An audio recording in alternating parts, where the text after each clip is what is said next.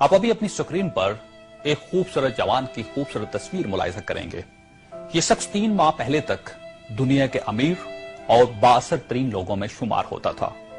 یہ دنیا میں تیل کی دولت سے مالا مال تیسرے بڑے ملک لیبیا کی دوسری طاقتور ترین شخصیت تھا.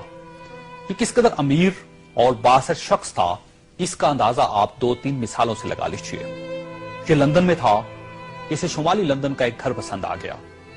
اس نے وہیں کھڑے کھڑے یہ گھر 1 کروڑ پاؤنڈز میں خرید لیا. یہ پاکستانی روپے میں 1 ارب 40 کروڑ روپے بنتے ہیں. اس نے 2009 میں مونٹی کارلو میں اپنی 37ویں سالگرہ منائی. یہ دنیا کی مہنگی ترین سالگرہ تھی، جس میں روس کے ایلومینیم ٹائکون اور لیک ٹیری پاسکا، سونے کی کانوں کے مالک پیٹر منک اور مناکو کے شہزادے البرٹ سمیت دنیا بھر کی مشہور شخصیات نے شرکت کی. یہ پینٹنگ خریدنے کا شوقین تھا. اس کے پاس اربوں ڈالر کے شاہپارے تھے اور یہ تمام شاہپارے اس کے محلات میں لگے تھے. اسے 2006 میں اسرائیلی اداکارہ اورلی بینسمین اچھی لگ گئی تو اس نے اس کے گرد دولت کے انبار لگا دیے. چنانچہ یہ اس کی گرل فرینڈ بن گئی اور یہ دنیا کی مہنگی ترین گرل فرینڈ تھی. برطانوی وزیر اعظم ٹونی بلیئر اسے اپنا ذاتی دوست کہتا تھا اور اس پر 10 ڈاؤننگ سٹریٹ کے دروازے ہر وقت کھلے رہتے تھے. برطانوی شاہی خاندان نے اسے کئی بار بکنگم پیلس اور ونڈسر کاسل میں لنچ اور ڈنر دیے تھے. یہ لندن اور پیرس میں پلے بوائے کی زندگی گزارتا تھا اور اسے دنیا جہان کے قانون توڑ کر بہت خوشی ہوتی تھی.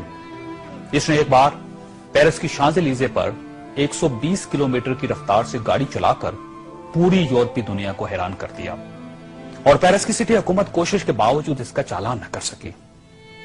یہ لیبیا کی انویسٹمنٹ اتھارٹی کا سربراہ بھی تھا اور یہ اتھارٹی دنیا کے کسی بھی ملک میں کسی بھی وقت $10 بلین تک کی سرمایہ کاری کر سکتی تھی اور یہ ایک بہت بڑا استحقاق تھا.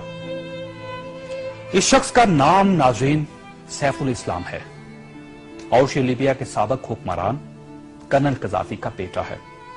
سیف الاسلام کرنل قذافی کا وارث اور ولی عہد بھی تھا اور اسے دنیا کا اس کے بارے میں خیال تھا کہ یہ کرنل قذافی کے بعد لیبیا کا حکمران ہوگا.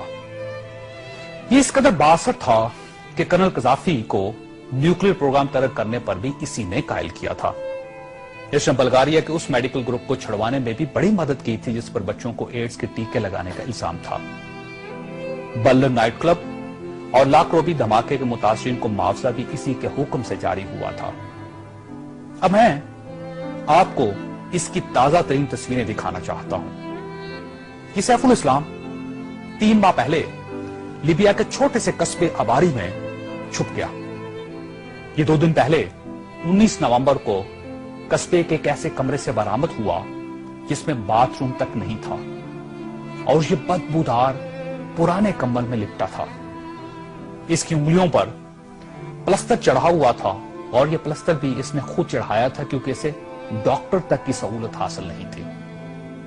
یہ سیف الاسلام اس وقت لیبیا کی موجودہ حکومت کے قبضے میں ہے اور پوری دنیا میں کوئی شخص اس شخص کو پناہ دینے کے لیے تیار نہیں جو 3 ماہ پہلے تک ملکہ برطانیہ کا شاہی مہمان بنتا تھا اور ٹونی بلیئر اسے مائی فرینڈ کہتا تھا اور پیرس کی کمپنیاں اس کے لیے خصوصی خوشبو ایجاد کرتی تھی. یہ ہے سوال اور یہ تصویر دنیا کے ان تمام حکمرانوں اور ان کے خاندانوں کی عبرت کا سبق ہے جو اقتدار کو سب کچھ سمجھ لیتے ہیں اور جو اس زوم میں مبتلا ہو جاتے ہیں کہ ان کے اقتدار کا درخت ہمیشہ سبز رہے گا. یہ تصویر دنیا بھر کے حکمرانوں سے چیخ چیخ کر کہہ رہی ہے کہ جو حکمران عوام کا اعتماد کھو دیتے ہیں ان کا یہ انجام ہوتا ہے. انہیں بدبودار کمبل بھی پناہ نہیں دیتے.